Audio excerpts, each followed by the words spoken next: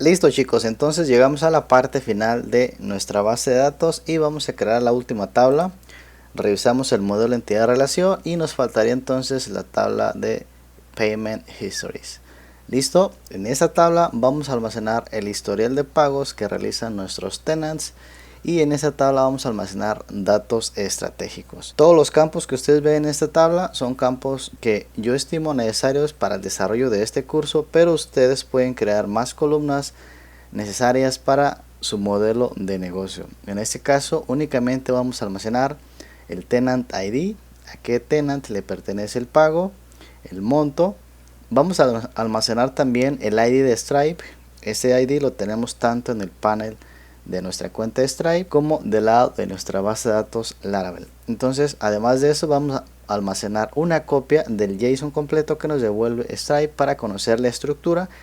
Y con este Payment Data ustedes van a ver todos los campos que nos devuelve la pasarela de pagos Stripe, y ustedes pueden almacenar más columnas estratégicamente o convenientemente en la tabla de historial de pagos para que ustedes puedan hacer cosas adicionales, como por ejemplo dar seguimiento a los clientes, ver historial de pagos, por ejemplo qué cliente tiene cierta cantidad de pagos, en qué momento el cliente se sale de tu proyecto, ver estadísticos, etcétera, etcétera, etcétera. Bien, ustedes pueden manejar acá una estrategia de poder generar bonos de descuento, o mejor dicho cupones de descuento, generar por ejemplo diferentes paquetes dentro de lo que es su modelo SaaS. Ustedes con el historial de pagos y en base a la información que está almacenada en la base de datos pueden generar múltiples estrategias para que este proyecto lo puedan comercializar y generar muchos más ingresos de manera recurrente. Bien, solamente les doy tips para que ustedes vayan ampliando su horizonte y vean que hay muchas posibilidades en base a la información que van a tener en esta base de datos tan pequeña pero tan poderosa, y también con la información que nos da Stripe. Listo, entonces con esta información vamos a crear nuestra migración. Entonces a esta migración le vamos a llamar Payment History. Listo, entonces vamos a poner Payment History, así. Flag M para que se cree modelo y migración. Entonces vamos a ir a la migración, control clic sobre el modelo para escribir ahorita los field label. Y vamos entonces a comenzar agregando nuestra llave foránea que lo tenemos en esta migración anterior. Lo voy a copiar y lo voy a poner por acá para trabajar de una manera un poco más fluida.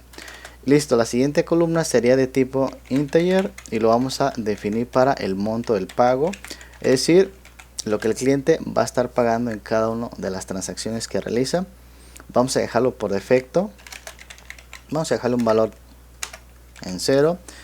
También vamos a manejar entonces, como les decía, de tipo string, el Stripe ID. Este Stripe lo vamos a dejar como null label. Vamos a manejar también la columna de Payment Data. Ups, pero no es así. Es simplemente vamos a de hecho duplicar esta línea de código. Lo vamos a dejar como tipo text la columna y sería ahora sí Payment-Data, y lo vamos a manejar como una columna opcional null label.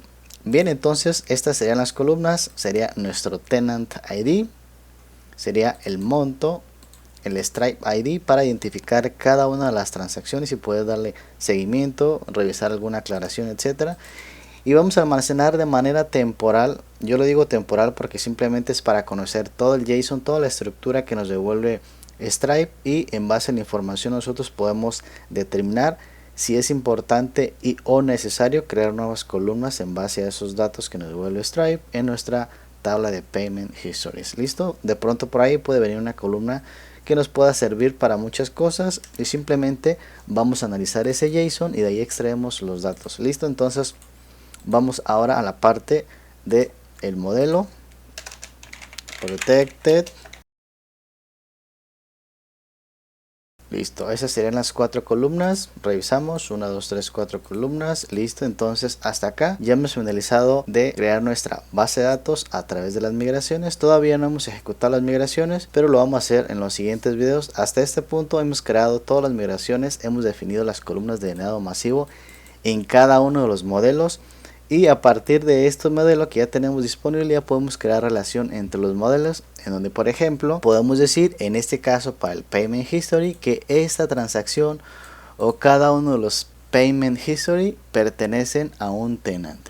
Cuando ustedes observen acá que tenemos una llave foránea hacia afuera, es decir, hacia la tabla tenant y hacia la tabla stripe, por ejemplo, nosotros debemos de definir una relación interna dentro del módulo en donde este pertenece a una tabla externa.